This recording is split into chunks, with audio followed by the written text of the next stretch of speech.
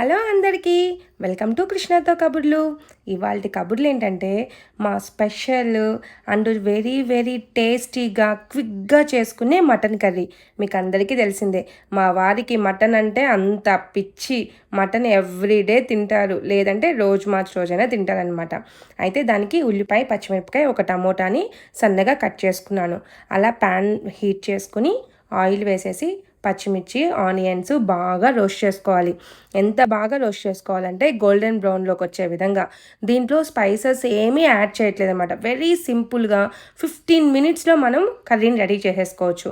చూడండి ఆనియన్ ఎంత బాగా బ్రౌన్గా వచ్చిందో. అలా వచ్చాక ఒక స్పూన్ అల్లం వెల్లుల్లి పేస్ట్ వేసి అలా అలా కలుపుకున్నాను. అల్లం వెల్లుల్లి పేస్ట్ వేసేటప్పుడు కొంచెం దూరంగా ఉండండి, కొంచెం తడి ఉంటుంది కదా, అది మన మీద పడుతూ ఉంటుంది. ప్లేట్ అడ్డం పెట్టేసుకొని అలా చేసేసేయండి.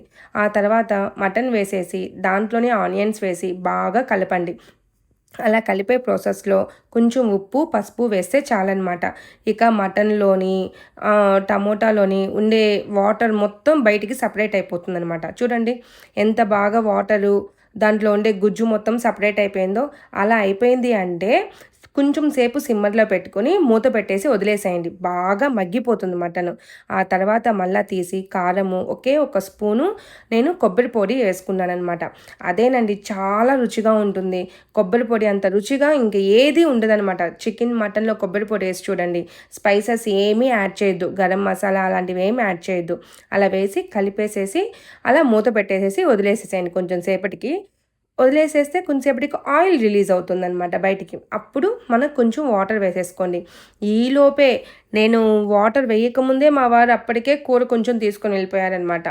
అంతే, మటన్ చేస్తే లాస్ట్కి ఏమీ మిగలదు, పులుసు తప్పితే మిగలదు. నాకు కూడా మిగలదు అనమాట, మొత్తం తినేస్తారు, అంత ఇష్టం అనమాట.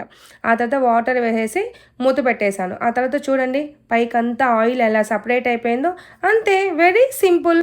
దాంట్లో కరివేపాకుతో అలా గార్నిష్ చేసుకోండి. మీకు ఒక డౌట్ రాలేదా, ఎందుకండి మీరు ఎప్పుడు కరివేపాకే వేస్తారు, కొత్తిమీర వేయట్లేదు అని? అవునండి, కరివేపాకుకి ఒక మంచి రీజన్ ఉంది. అది నేను మరొక వీడియోలో చెప్తాను. ఓకేనా? నచ్చిందా? నచ్చితే మీరు కూడా ట్రై చేసి రెసిపీ ఎలా వచ్చిందో నాకు కామెంట్ చేయండి.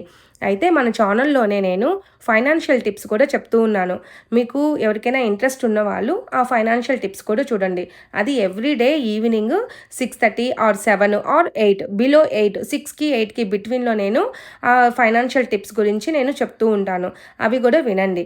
మార్నింగ్ హ్యాపీగా నేను చేసే రెసిపీస్ మీ ఇంట్లో కూడా చేసుకుని ఎలా వచ్చిందో చెప్పండి.